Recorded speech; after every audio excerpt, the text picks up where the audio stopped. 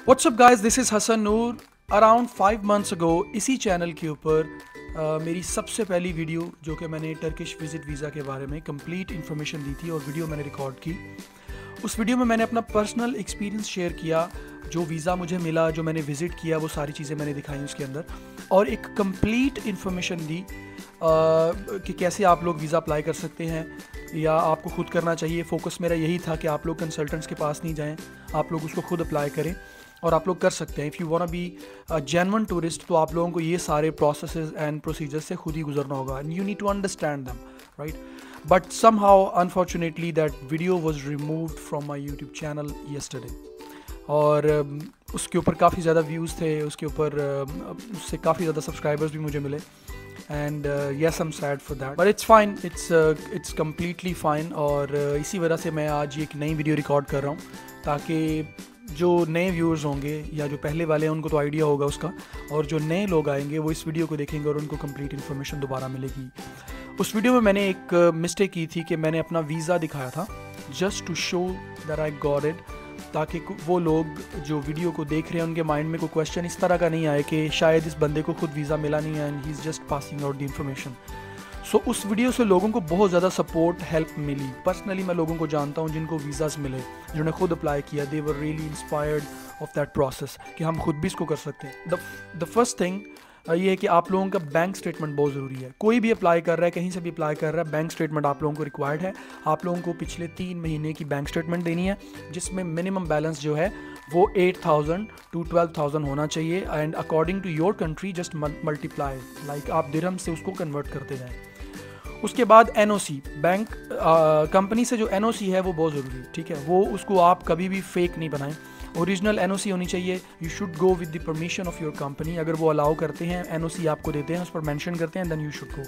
NOC के बाद आपका पासपोर्ट 6 मंथ्स वैलिडिटी रिक्वायर्ड है। आपका वीज़ा एटलीस्ट 4 मंथ्स उसकी वैलिडिटी होनी चाहिए अगर आप यूएई में हैं।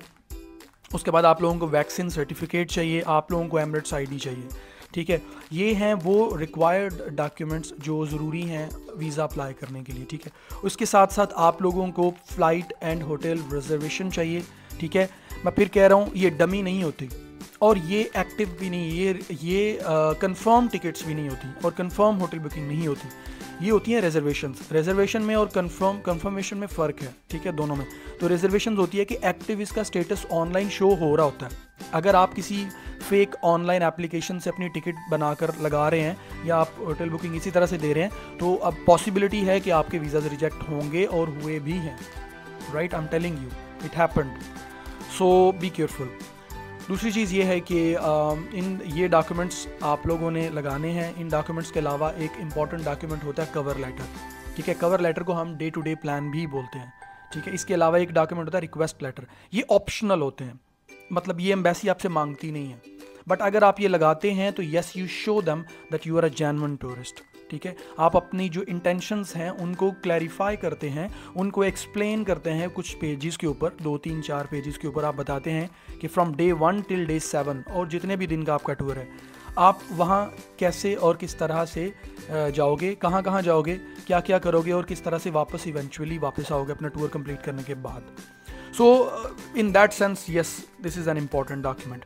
उसके बाद आ जाते हैं कुछ ऑप्शनल डॉक्यूमेंट्स जो कि रिकमेंडेड हैं लेकिन रिक्वायर्ड नहीं है, जिसके अंदर आपकी, अगर आपके पास गाड़ी की रजिस्ट्रेशन कॉपी है वो लगा सकते हैं, अपना ड्राइविंग लाइसेंस लगा सकते हैं, if you are marriage certificate लगा सकते हैं, and if you have kids तो आप अपने बच्चों का बर्थ सर्टिफिकेट लगा सकते हैं, आप अपना बर्थ सर्टिफिकेट लगा सकते हैं, अपनी वाइफ का लगा सकते हैं।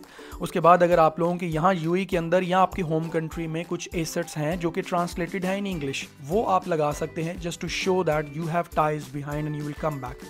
मैरिज सर्टिफिकेट और बच्चों का बर्थ सर्टिफिकेट लगाने का मकसद भी यही होता है that you show the visa officer that you have ties back, okay, and eventually you gonna complete your tour and come back, you will not stay there.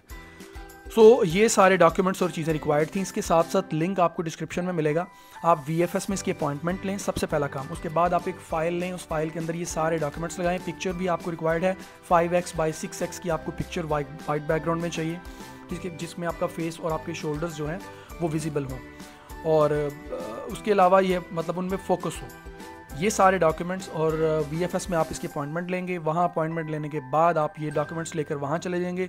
वहाँ जाने के बाद वो आपकी एप्लीकेशन को खुद वहाँ प्रोसेस करेंगे, आपकी बायोमेट्रिक्स होंगे, आप सिग्नेचर करेंगे और घर वापस आ जाएंगे। आपका पासपोर्ट एम्बेसी में चला जाएगा और इंशाल्लाह आपको वीज़ा मिल जाएगा, depending on your case. I am not saying that if it's strong and everything is okay you gonna get the visa इंशाल्लाह। ओके, सो ये तो थी सारी इन्फॉर्मेशन जो मैंने आपको दी। अब इसमें यह है कि जो VFS की मैं बात कर रहा था, VFS में जब आप अपॉइंटमेंट लेते हैं तो यू पे अराउंड 489 दिरहम्स। ओके, 489 दिरहम्स में 300 आप लोगों की 1 ईयर इंश्योरेंस है, ट्रैवल इंश्योरेंस, और 189 अगर आप जनरल लाउंज के अंदर ही अपॉइंटमेंट लेते हैं तो 189 दिरहम्स आप उसके पे करेंगे। इसके अलावा प्राइम टाइम होता है, इसके अलावा प्रीमियम सर्विसेज होती हैं VFS में, आप लोगों को वो लेने की ज़रूरत नहीं है। आप जनरल के अंदर करें और आराम से अपनी फ़ाइल पुट करें, वापस आ जाएं, ठीक है। उसके बाद एम्बेसी का डिसीजन जो है वो डिपेंड्स कि आप कौन से कंट्री से हैं, आपका केस कैसा है। 7 डेज़ में भी वीज़ा आया, 15 डेज़ में भी आया, वर्किंग डेज़ की बात कर रहा हूँ।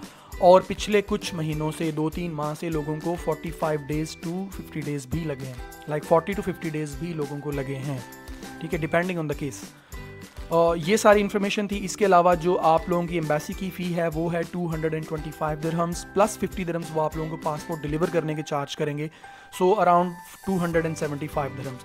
टोटल आपका केस तैयार होता है 750 दिरहम्स के अंदर। होटल एंड फ्लाइट रिजर्वेशन के पैसे पे करने पड़ेंगे अगर आप किसी कंसल्टेंट से, किसी ट्रैवल एजेंसी से लेते हैं तो, but I will suggest you and I always recommended कि आप लोग खुद अप्लाई करें। It's very easy.